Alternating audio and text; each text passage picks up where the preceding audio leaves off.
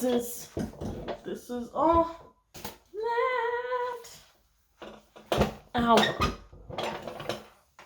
A mess. Hey guys, it's me again, and if you couldn't tell by my terrible anecdote, we're talking about All That, or more specifically, Kenan. Now, if you're a 90s kid like me, we've talked about this before, 1997, it counts, sort of, but I grew up with Kenan Thompson. Kenan Thompson was in a lot of my favorite shows, from Kenan and Kel to The Amanda Show to All That, of course, and now he is in his own sitcom entitled Kenan. Now, I remember when I first heard about this series back in 2018 and they had announced that Kenan was getting his own sitcom. I was super excited because we already know how funny Kenan is from his over 2 decades on TV, all the way back in the 90s, coming up to SNL. He is the longest running SNL cast member of all time, which is kind of insane. But I was doubly excited when I found out that he was going to be the EP, or the executive producer of this show, because this isn't the first time that he's done this. He's been the executive producer on a couple of different projects, including the All That reboot, which, if you didn't know, is a thing. It's a very funny thing. I think it's pretty well done. I'm not like an avid watcher, like I'm gonna tune in every week, but the clips I've seen on YouTube are pretty funny, and the kids on there are genuinely really talented. So Kenan, or The Kenan Show, follows a widowed dad, Kenan, who is juggling the high-profile job of being the host of Atlanta's #2 morning show, yes, #2, and the equally difficult job of raising his 2 girls on his own. So his wife in the show has passed away. It's a little unclear as to how long ago this was, but it's very clear that it's fairly recently, because it's still weighing on him a lot, and it interferes with a lot of his work-life balance. Except he's not alone, because with the help of his brother, played by Chris Redd, a fellow SNL alum, and his father-in-law, played by Don Johnson, which you guys might know from Miami Vice, Knives Out most recently, and he's also the father of Dakota Johnson. You all will probably know Dakota Johnson from the 50 Shades franchise. I have never heard of such a thing, so couldn't be me. You guys know what time it is. It's time for Production Nerd Trivia!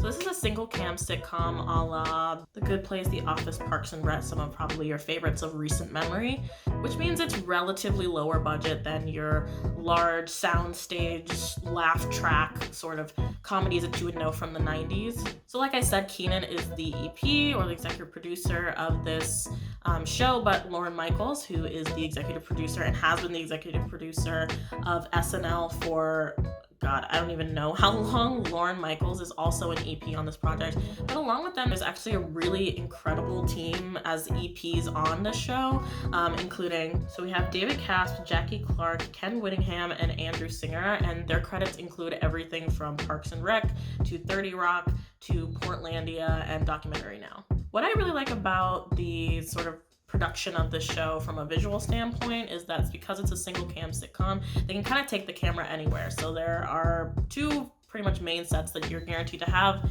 in this show. You have Kenan's house, where he lives with this whole slew of people. It's kind of a modern family type of situation. So it's Kenan and his 2 daughters, who are these 2 up-and-comers, real sisters, as well as Chris Redd's character, who I think lives with him, and Don Johnson's character, who is his father-in-law. But because of the nature of Kenan's job, he's a morning host, so he goes around and he has those kind of like man-on-the-street moments that you see on like the Today Show or Good Morning America, where he goes out and he'll interview people, and they'll be outside of a house, or he'll be at a cafe or in a restaurant, and so you get a couple of different places that you get to come along with them, and it feels more lived in. Now, as far as my review, I think it's pretty good.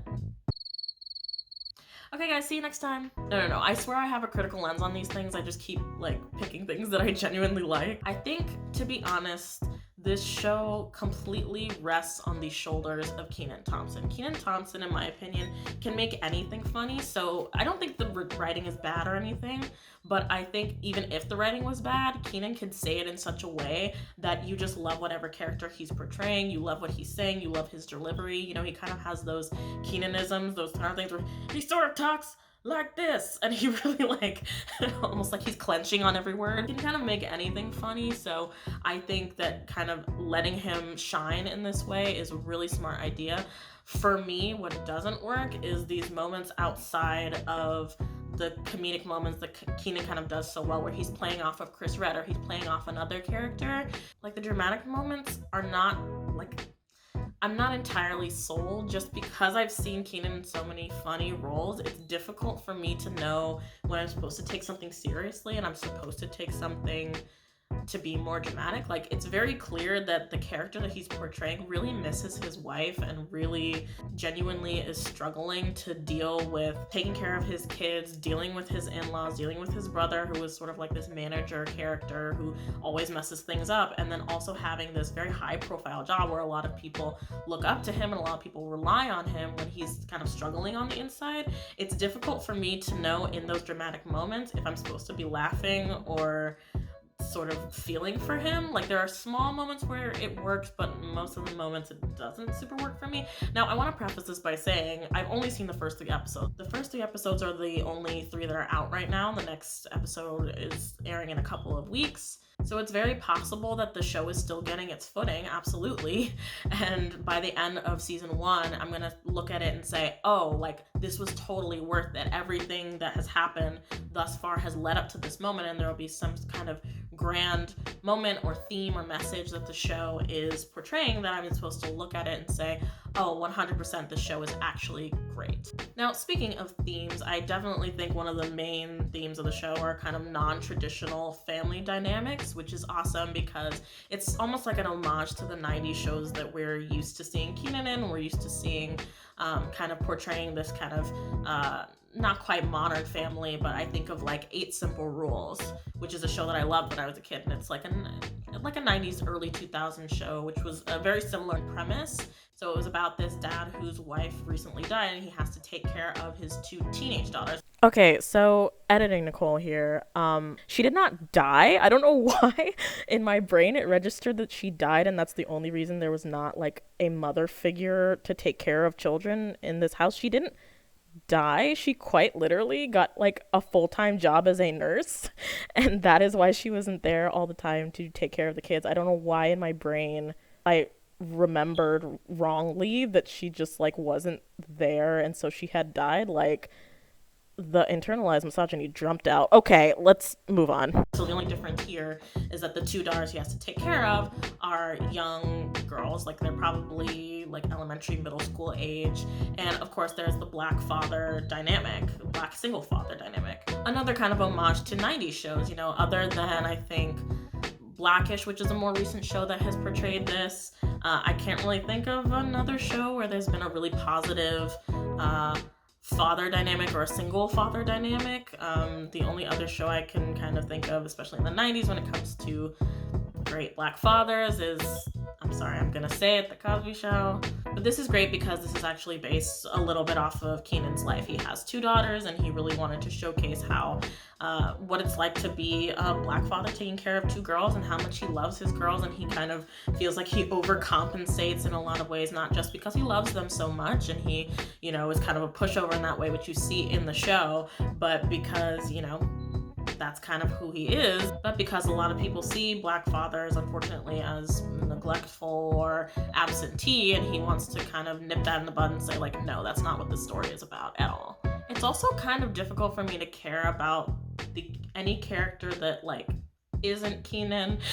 It's kind of implied that the reason the father-in-law is staying at Kenan's place is because he kind of was an absentee father in and of himself when his daughter, Kenan's wife, who is now deceased, was a child.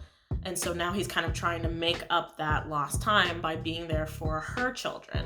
And I think that's a really nice premise. I think that's really interesting. It's just, he's so kind of like just there. Like, it doesn't seem like he's actually adding anything like comedy wise for me. He's not really adding much dramatically to the story, in my opinion. Again, this is just the first 3 episodes, so it's very, very possible that it could turn around by the end of the season or in the next couple of seasons if they have more, and I could end up loving this character. But for me, it's not working all that well.